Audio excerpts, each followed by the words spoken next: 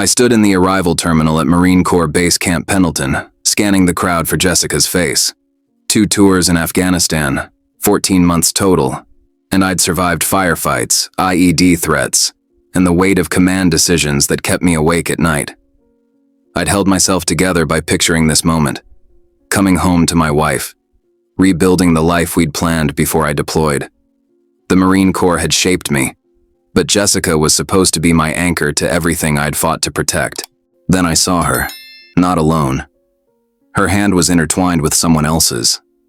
Not just anyone. Marcus. My best friend since high school. The guy who'd promised to check on Jessica while I was overseas. The one I'd called my brother. They didn't see me immediately. I watched Marcus lean down and kiss her forehead, the kind of casual intimacy that spoke of routine, not comfort. Jessica laughed at something he said, her hand resting on his chest. The same hand that wore my grandmother's engagement ring. Something cold settled in my gut. Not rage yet, just clarity. I'd learned patience in the Corps. How to assess a situation before reacting. How to gather intelligence before making tactical decisions. So I stood there, my duffel at my feet, and I watched. Marcus's hand on the small of her back. Jessica checking her phone. Their body language screaming what I'd been too loyal, too trusting to consider from 7,000 miles away. Finally, Jessica looked up. Our eyes met. I watched the color drain from her face. She jerked away from Marcus, but it was too late. The truth had already detonated between us. "Jake," she said, my name catching in her throat. "You're early." Early. That's what she focused on. Not that she'd been caught, that I'd disrupted the timeline. Marcus at least had the decency to look sick. "Brother, I can explain." "Don't." My voice came out level. Command voice. The one that had led men through combat. "Don't call me that." The drive home was silent. Jessica tried twice to speak. I held up my hand both times. I needed to see our house, our home, before I processed what I'd just witnessed. I needed to know how deep this went. The house looked exactly as I'd left it. White ranch style in Oceanside, California, 10 minutes from base. I'd bought it 3 years ago when we got married, right after I made captain. The American flag I'd mounted by the front door still hung there. The lawn was freshly mowed. Everything appeared perfect on the surface. Inside told a different story. Men's cologne that wasn't mine lingered in our bedroom.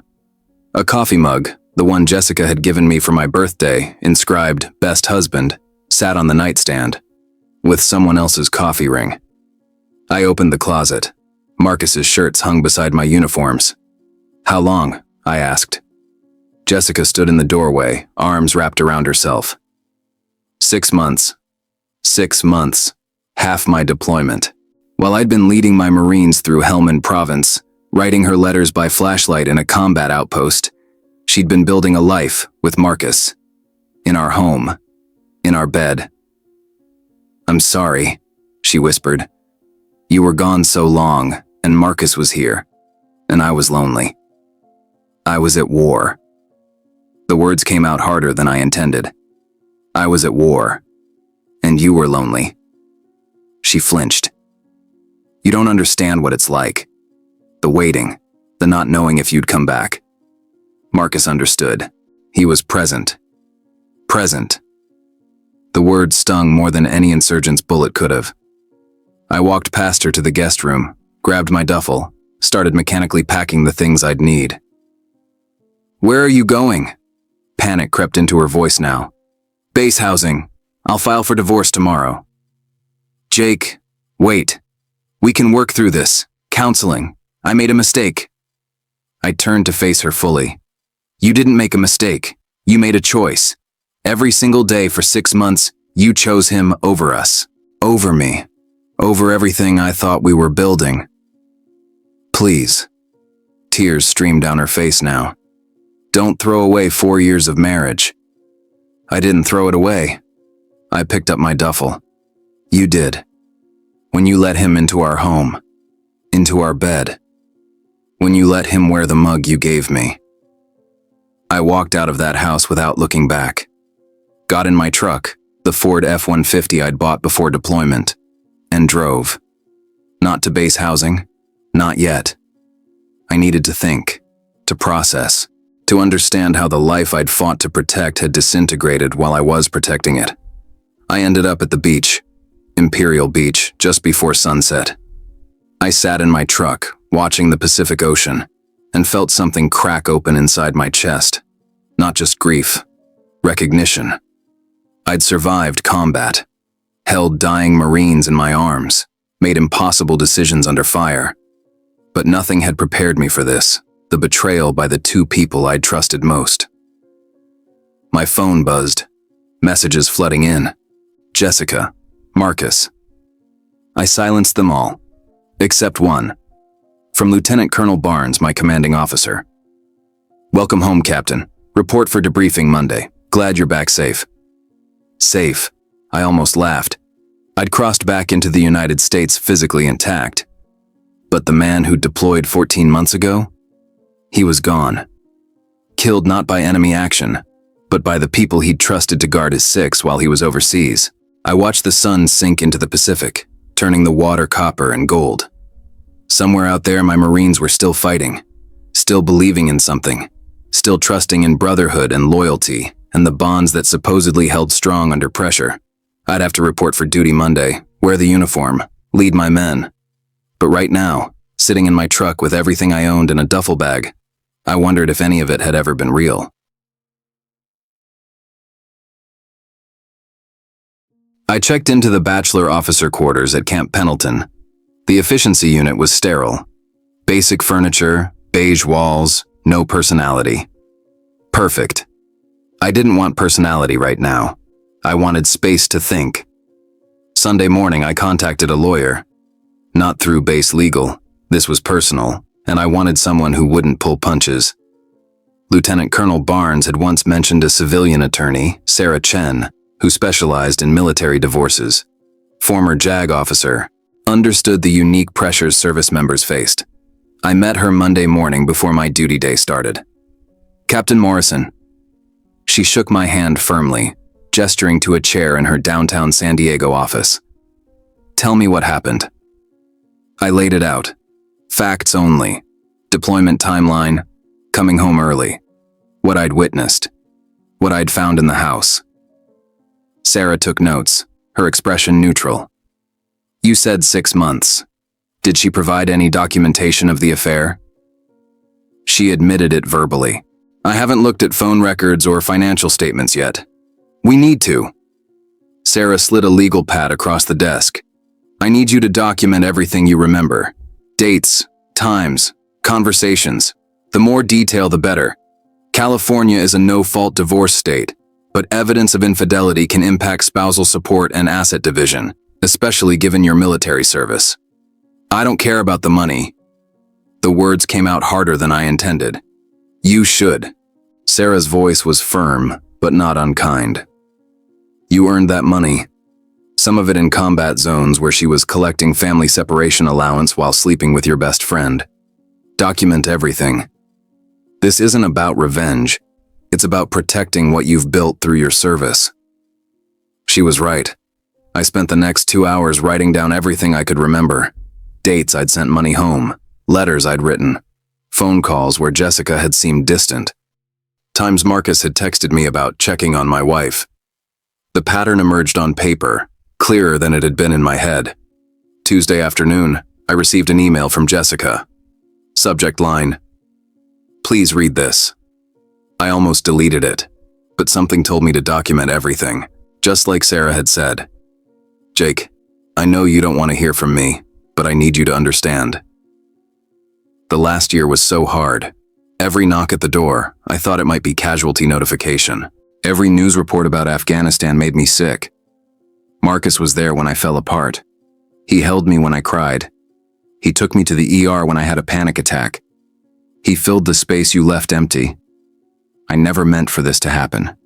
We tried to fight it, but we fell in love. He understands me in ways you never did. He's present. He's here. He doesn't choose the Marine Corps over me. I'm not asking you to forgive me.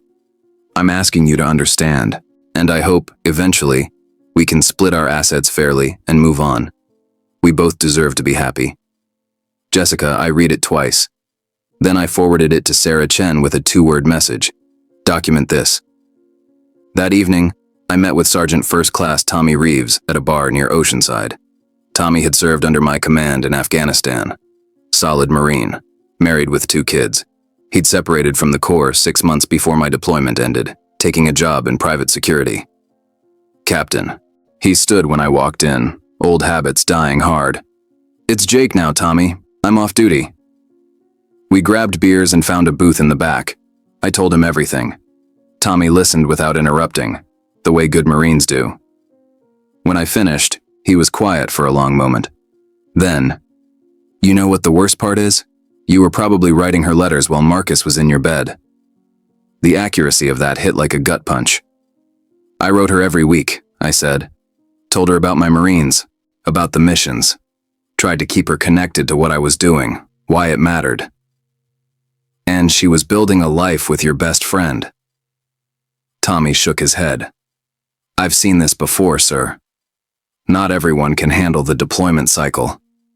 But the ones who can't, they're supposed to have the decency to end it before starting something else.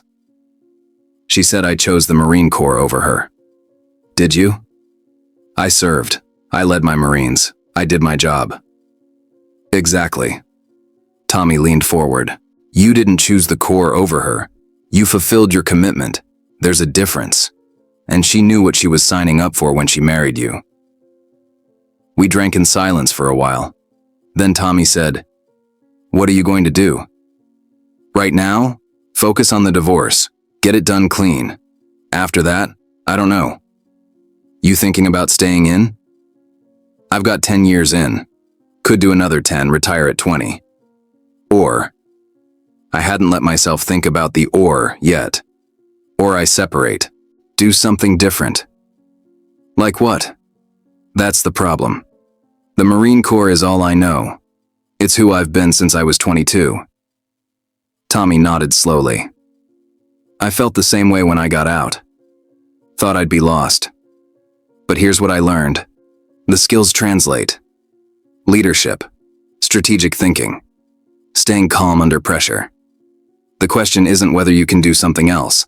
It's what you want to do. I wanted to come home to my wife. Build a life. Maybe start a family. The words tasted bitter. Shows what I know about planning. Plans change. Doesn't mean you stop planning. Wednesday, Sarah Chen called me with news. I pulled your joint financial records, she said. Jessica withdrew $32,000 from your savings account over the past 6 months.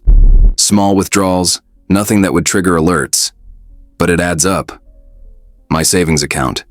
The one I'd built through deployment pay and combat zone tax exclusions. Money I'd saved for a down payment on a bigger house. For the family we'd talked about starting when I got back. Where'd it go? I'm working on that. But Captain, there's more. She and Marcus took a trip to Cabo San Lucas 3 months ago. Charged it to your credit card. While I'd been in Helmand Province, Jessica and Marcus had been sipping margaritas in Mexico. On my dime. Document it all, I said, my voice flat. Already done. We're building a strong case for asset protection. She's not going to like the settlement we propose. Good. That night I sat in my BOQ unit and took stock. I'd been home 5 days. In that time I'd filed for divorce, documented evidence of infidelity, discovered financial betrayal, and started questioning my entire career trajectory. But I wasn't falling apart. The Marine Corps had taught me something valuable: adapt and overcome. When the tactical situation changes, you don't freeze. You assess, you plan, you execute. My marriage was over. That was done. But my life wasn't. I pulled out a notebook and started writing. Not a letter this time. A plan. Short-term objectives. Complete divorce proceedings. Protect assets and financial security. Maintain performance standards in current billet. Decide. Stay in or separate from core long-term objectives. Define post-military identity and purpose. Build something meaningful outside uniform. Help other veterans navigate transition. The last one surprised me as I wrote it, but it felt right.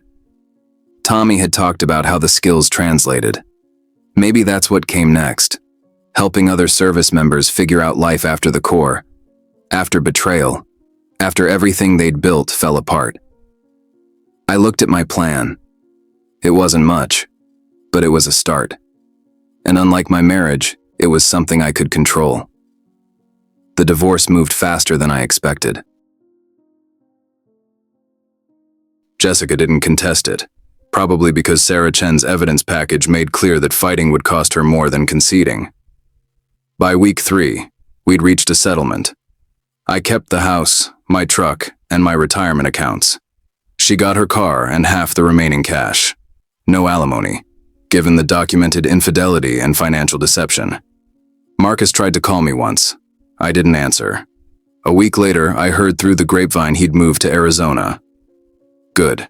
I didn't want to see him around base. Work became my anchor. Lieutenant Colonel Barnes put me in charge of training new lieutenants, young officers fresh from the basic school, eager and inexperienced. I threw myself into it, taught them what I'd learned in Afghanistan, about leadership under fire, about taking care of your Marines first, about the weight of command decisions. One evening after training, a young second lieutenant named Chris Palmer approached me. "Sir, can I ask you something?" "Shoot." "How do you handle it? The pressure, the responsibility. It's overwhelming sometimes." I thought about his question, about leading Marines in combat, about coming home to betrayal, about rebuilding when everything collapsed. "You handle it by focusing on what matters," I said. "Take care of your Marines. Make the best decision you can with the information available. Learn from failures. And understand that leadership isn't about being perfect. It's about being present and reliable when it counts." Present. The word Jessica had used. But she'd used it wrong. Being present wasn't just physical proximity. It was showing up when it mattered. Following through on commitments. Being someone others could count on.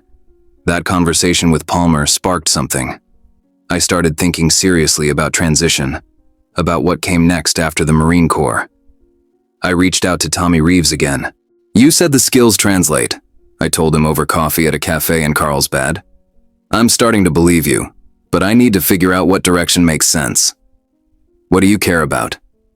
"My Marines, veterans, guys who've been through the grinder and come out the other side needing a new purpose." Tommy nodded slowly. "There's a lot of programs out there.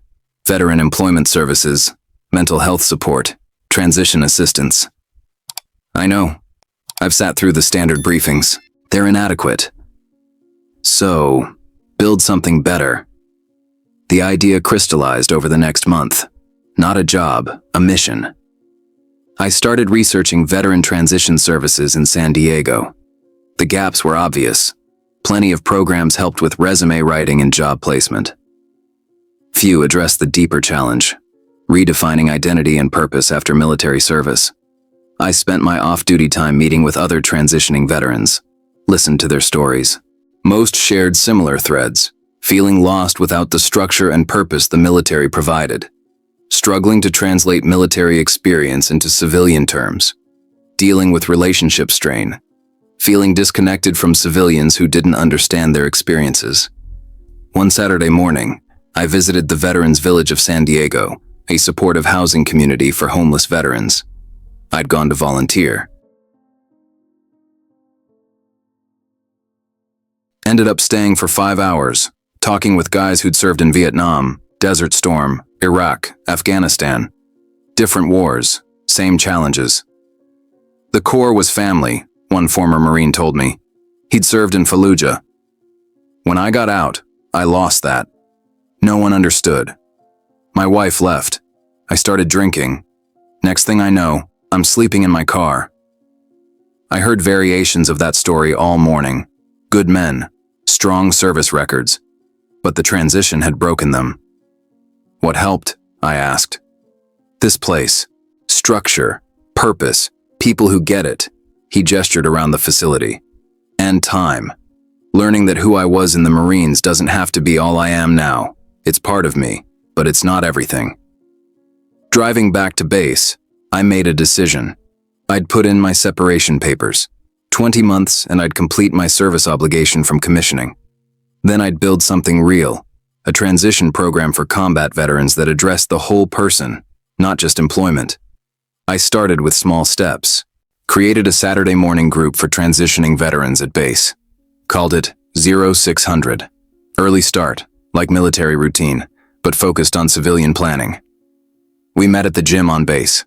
Started with PT, then moved into structured discussions. The first session, 8 guys showed up. By week 4, we had 23. We covered practical topics, translating military skills, networking, financial planning. But the real value was the community. Guys who understood, who'd been through combat, who were figuring out identity beyond the uniform. Lieutenant Colonel Barnes called me into his office after the 4th session. "Captain Morrison, I've been hearing about your Saturday program." I tensed. Was this unauthorized use of facilities?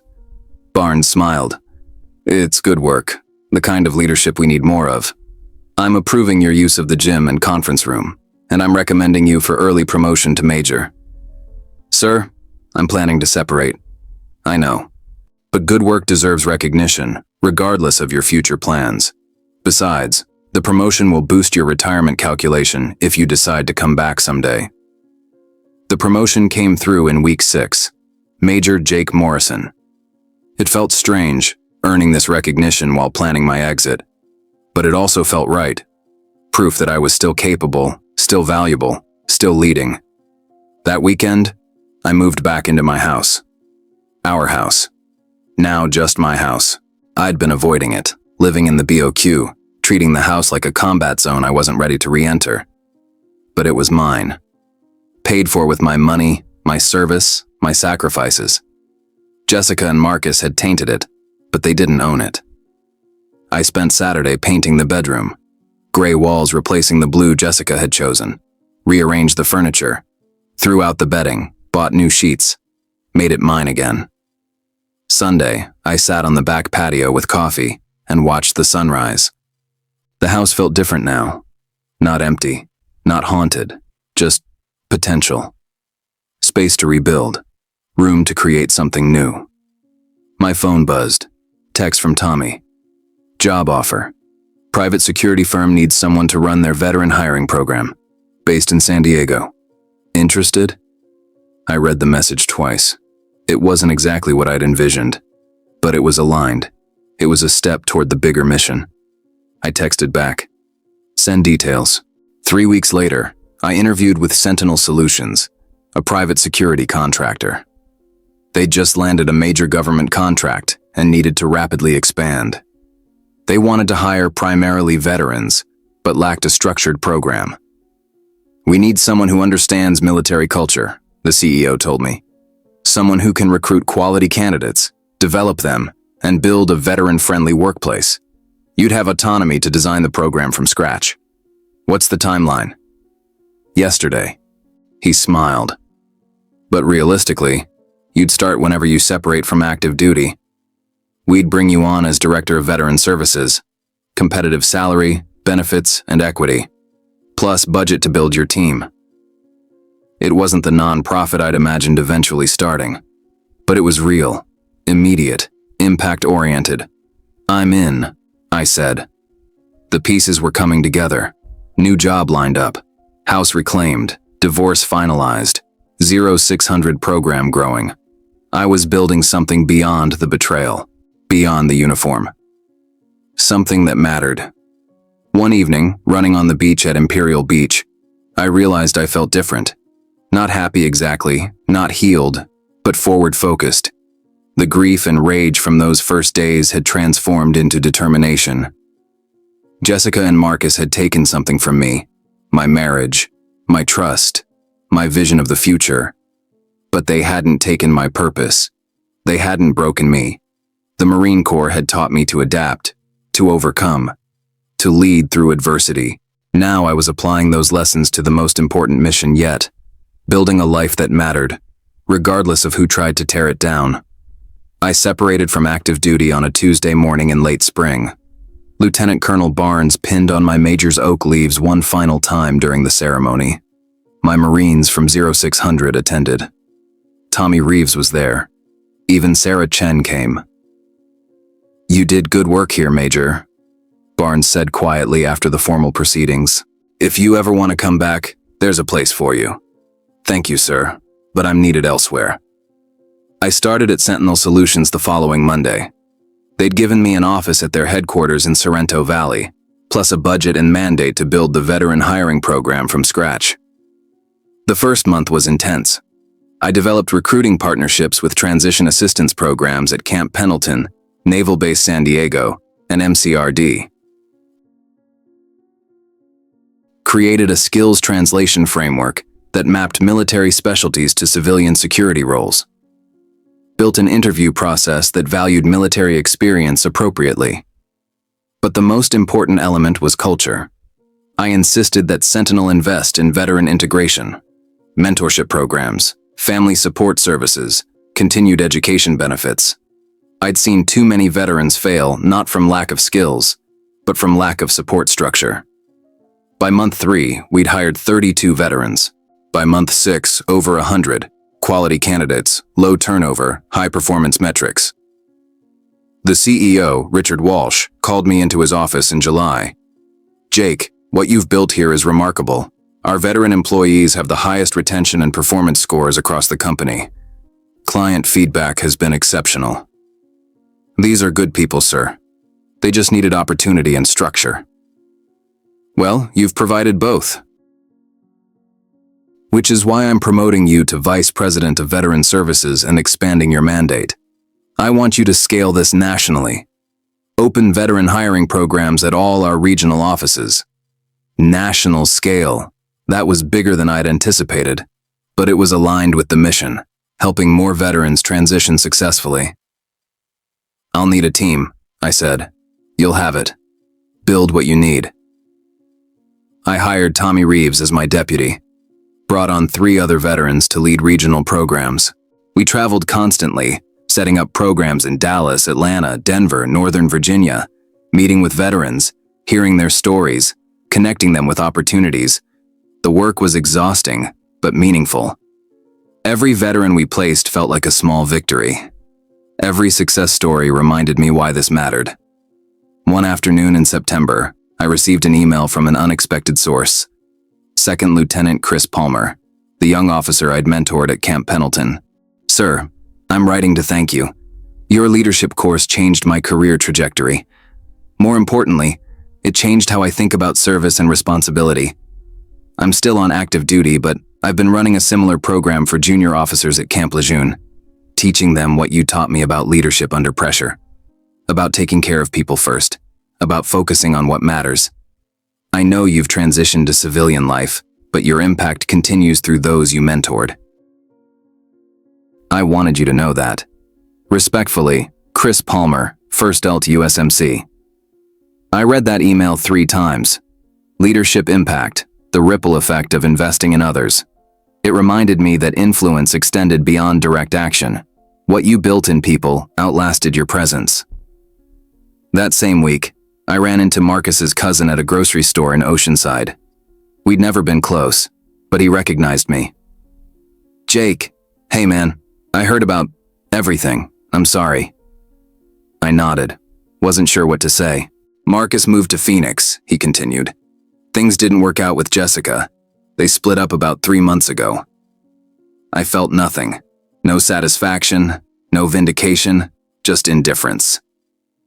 "I hope he's doing okay," I said, and meant it. Not for Marcus's sake, for mine. Bitterness was weight I didn't need to carry. The cousin looked surprised.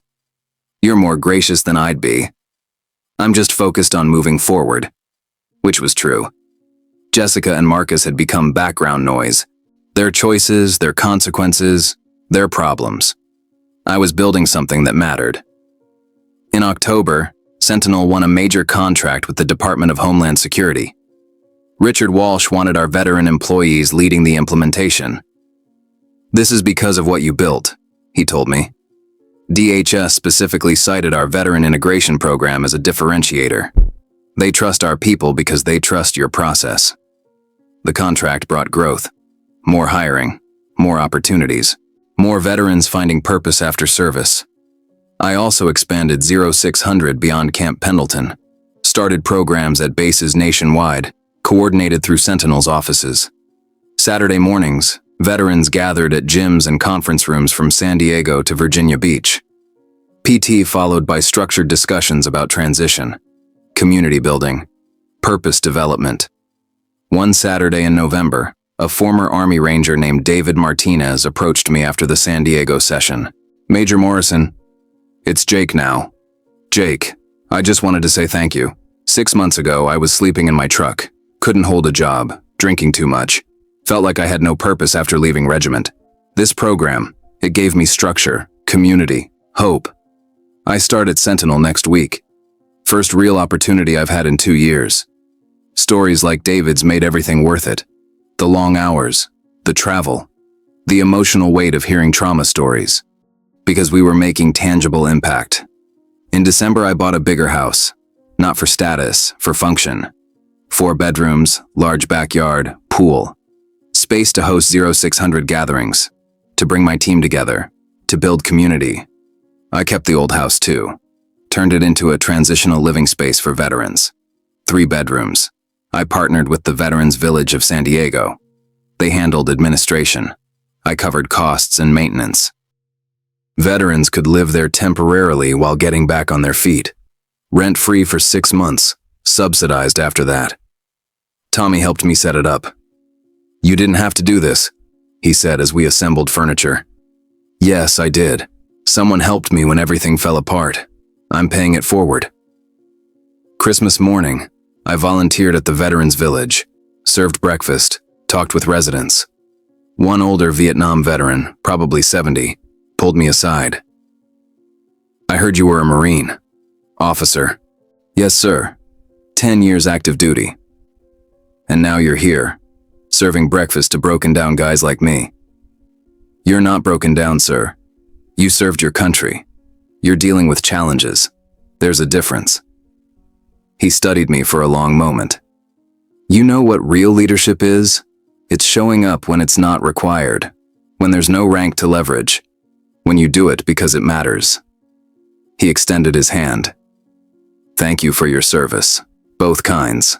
That handshake meant more than any promotion or performance review ever could. January marked 2 years since I'd stood in that terminal at Camp Pendleton, watching my world implode. 2 years since discovering Jessica's betrayal. 2 years since my best friend became my enemy. Looking back now, the betrayal felt distant. Not because I'd forgotten, but because I'd built something bigger than the hurt. Sentinel Solutions Veteran Program had placed over 400 veterans nationally. 0600 operated at 12 military installations. The Transitional Housing Program had helped 37 veterans get back on their feet. I'd built a team, a mission, and a community. More importantly, I'd rebuilt myself. One morning in February, I received a call from the California Department of Veterans Affairs. They'd been tracking Sentinel's program and 0600's impact. "Mr. Morrison, we'd like to discuss partnering with you on a statewide veteran transition initiative. Your model works. We want to scale it across California." Statewide. Thousands of veterans. Real systemic impact. "I'm interested," I said. "Let's talk." The partnership took 3 months to structure. By May, we'd launched pilot programs in Los Angeles, Sacramento, and Fresno. By summer, the model was rolling out statewide. I also reconnected with Lieutenant Colonel Barnes, now full Colonel Barnes. He'd taken command of a training regiment at Camp Pendleton. "Jake, I've been following your work. It's impressive, but I have a request. Would you consider teaching a leadership course for my senior captains? Not as a Marine, as someone who's led in combat and built something meaningful outside the uniform. My officers need both perspectives." I agreed. Started teaching 1 Saturday a month. Leadership through adversity. Building purpose beyond rank. Taking care of people. The sessions were 2 hours. The conversations afterward often stretched longer. One captain approached me after the third session. "Sir, can I ask, do you regret getting out?" "No. The Marine Corps shaped me, gave me skills, discipline, purpose. But it was a chapter, not the whole story. I needed to write the next chapter on my own terms. What if I'm not ready to get out, but I'm struggling with what comes after?" Start building now. Don't wait until terminal leave to figure out your purpose. Invest in relationships. Develop skills. Think about impact beyond your MOS. The transition is smoother when you're building towards something, not running from something. That conversation reminded me how far I'd come. 2 years ago, I'd been running. From pain, from betrayal, from the wreckage of what I'd thought my life would be. Now I was building towards something concrete, sustainable, meaningful. In August, I attended a Sentinel Company event. Richard Walsh stood up to give remarks. 2 years ago, we brought Jake Morrison aboard to build a veteran hiring program. What he's created has transformed our company culture and our impact. Today, veterans comprise 40% of our workforce. They're our highest performing employees. They embody our company values: integrity, discipline, teamwork, mission focus. He paused, looking directly at me.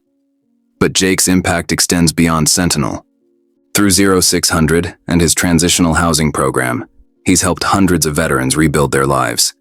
Today, I'm announcing the establishment of the Morrison Foundation, funded by Sentinel and focused on veteran transition support. Jake will serve as executive director with full autonomy to expand his programs nationally. The room erupted in applause. I stood there, genuinely surprised. A foundation. Resources to scale everything I'd been building. The mission, fully funded and supported. After the event, Tommy found me outside. Not bad for a guy whose life fell apart 2 years ago. It's surreal. It's deserved. You did the work, you showed up, you built something real. We built it, you've been here every step. Tommy smiled. That's what brothers do. Real ones anyway. That evening, I drove to Imperial Beach.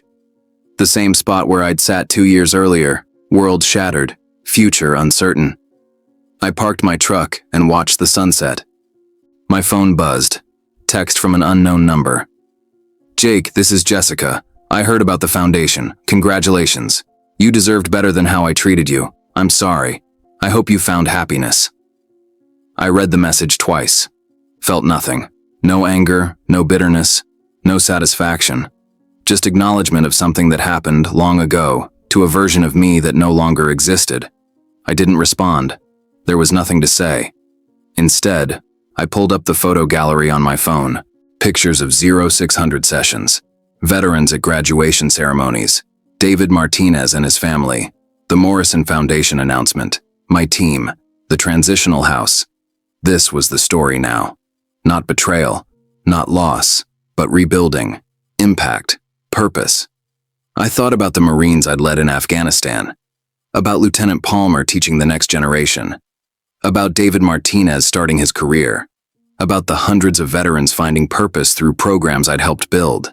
Legacy wasn't about rank or recognition.